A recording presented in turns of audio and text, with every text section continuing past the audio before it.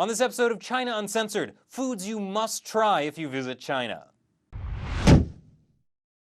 Hi, welcome to China Uncensored. I'm your host, Chris Chappell. There's a saying, the Chinese eat everything with four legs except tables, and everything that flies except airplanes.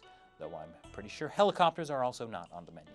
China is a beautiful land with some of the best food in the world.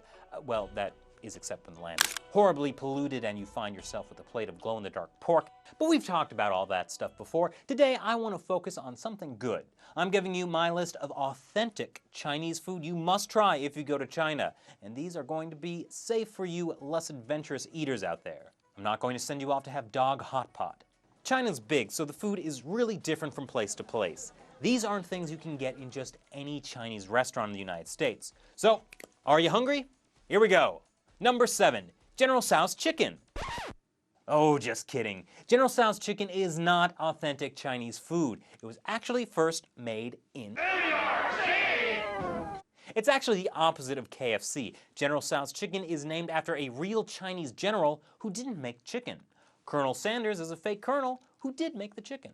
Okay, so the real number 7, Chongqing Lotsa Chi.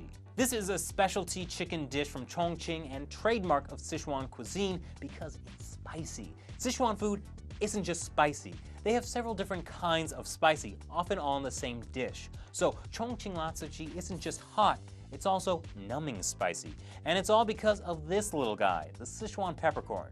It's tiny but packs a wallop. Pro tip, if you see these in your food, don't actually eat them, okay? And don't eat the chili peppers either, unless you're really hardcore. Number 6, Lanzhou La Mian. These are the best noodles you will ever have. People hand pull one piece of dough over and over again to make these noodles. Lanzhou is most famous for its beef noodles, but you can get them in all different ways. Because Lanzhou is in western China, there's a lot of Chinese Islamic cuisine, and the cumin-crusted lamb noodles will blow your mind. For a slight variation, you can get dao xiao mian, which means you'll get a nice, thickly sliced noodle. This is how I prefer it. Apparently, they've even built robots to do it. Number 5, shark fin soup. Number 5, yang rou chuar. These lamb skewers are everywhere in China, and the character for chuar actually looks like a skewer of meat. You might be getting the idea right now that the Chinese are not big on vegetarianism. Number 4, Shinjang Topng. That literally means a big plate of chicken.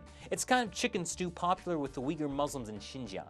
Now, just a warning, a lot of times when you get meat in China, it will be bone-in, so be prepared for it.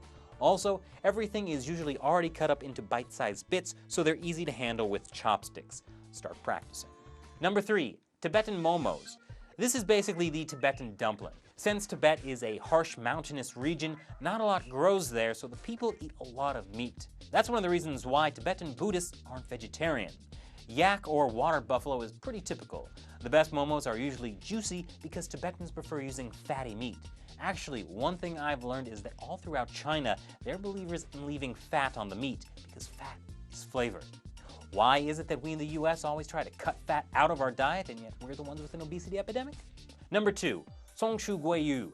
That means squirrel-like Mandarin fish. Now, this is the only thing on this list I haven't actually tried, but it's legendary. It's called squirrel-like because apparently that kind of is the shape of a squirrel, but also because when they pour the sizzling sweet and sour sauce over the deep-fried fish, it squeaks, just like a squirrel.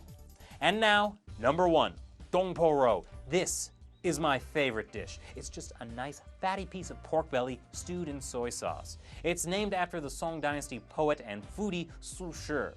No one really knows why, but legend has it that after he was banished to the south for writing poetry critical of the emperor, he invented the dish.